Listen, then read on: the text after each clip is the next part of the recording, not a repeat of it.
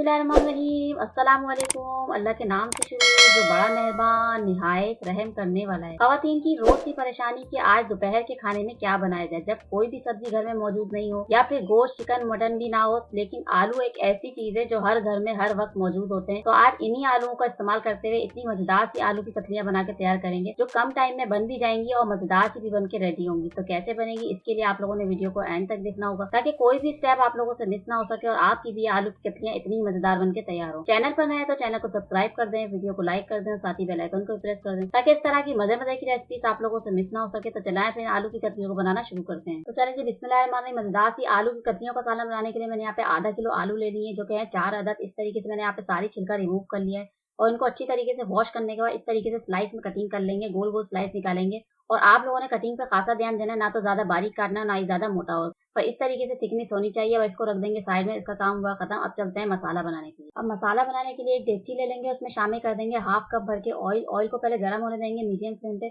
और फिर शामिल कर देंगे हाफ टी स्पून भर के जीरा। जीरे को थोड़ा सा चटकने देंगे और फिर उसके बाद शामिल कर देंगे कटिंग किए हुए आलू। आलूओं को आप लोगों ने इतनी मिक्सिंग करनी है, इतना फ्राई करना है कि ये हल्के से यहाँ पे गोल्डन से हो जाए और यहाँ पे ये जितना भी पानी है आलू का ये सारा ड्राई हो जाए। फिर शामिल कर देंगे हाफ टी स्पून भर के नमक, जो कि अपने टेस्ट के अकॉर्डिंग आप लोग कम या ज्यादा कर सकते हैं। अच्छी तरीके से मिक्सिंग करने के बाद आप लोगों ने यहाँ पे शामिल करनी है एक अदद मीडियम साइज की बारीक कटी हुई प्याज, जो कि बारीक काट लिया मैंने। एक अदद ही शामिल करेगा, नहीं तो क्या होगा, ये आलूओं का टेस्ट मीठा हो जाएगा।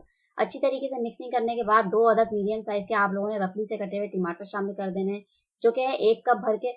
ये शामिल करने के बाद आप लोगों ने बहुत अच्छी यहाँ पे मिक्सिंग करनी है। उसके बाद शामिल करनी है हरी मिर्चें ढेर सारी, जो कि है 7 से 8 अदद। हरी मिर्चें आप लोगों ने क्वांटिटी इतनी रखनी है क्योंकि हम लोगों ने यहाँ पे लाल पिसी हुई मिर्चों का इस्तेमाल नहीं करना।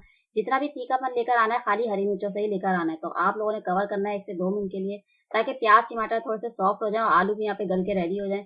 और मिक्सिंग करेंगे और फिर उसके बाद चेक करेंगे यहाँ पे आलू गले हैं या नहीं। आलू मैं आप लोगों को तोड़ के चेक कराऊंगी और आलू यहाँ पे अल्हम्दुलिल्लाह बिल्कुल गल चुके हैं, बिल्कुल रेडी हो गए। अब लास्ट में आप लोगों ने यहाँ पे शामिल करना है हरा धनिया, बिल्कुल बारीक फ्रेश कटा हुआ आधी गड्डी, और मिक्सिंग करनी है थोड़ी सी। और उसके बाद कवर करना है आप लोगों ने मीडियम टू लो फ्लेम पे, ताकि हरा धनिया का जितना भी सारा टेस्ट है सारा आलूओं में निकल कर आ जाए। और 1 से 2 मिनट के बाद दोबारा से कवर हटाएंगे और चेक करेंगे यहाँ पे आलू भी बिल्कुल गल चुके हैं और यहाँ पे हरा धनिया का सारा टेस्ट भी निकल कर आ गया, ऑयल भी सारा सेपरेट हो गया है। लास्ट में मैंने शामिल कर दिया हाफ टी स्पून भर के गरम मसाला पाउडर। उसके बाद मैंने यहाँ पे चूल्हा बंद कर दिया है।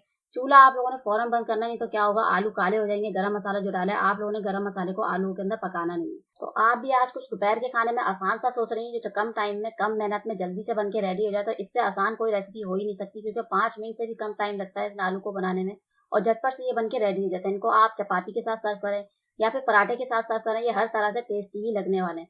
तो बनाइएगा जरूर और इसका फीडबैक मुझसे लाजमी शेयर करेगा कि आपके ये आलू की कतलियाँ कैसी बनी। इंशाल्लाह फिर आऊंगी एक मजेदार सी, आसान सी और टेस्टी रेसिपी के साथ। तब तक के लिए मुझे दीजिए इजाजत। अल्लाह हाफिज।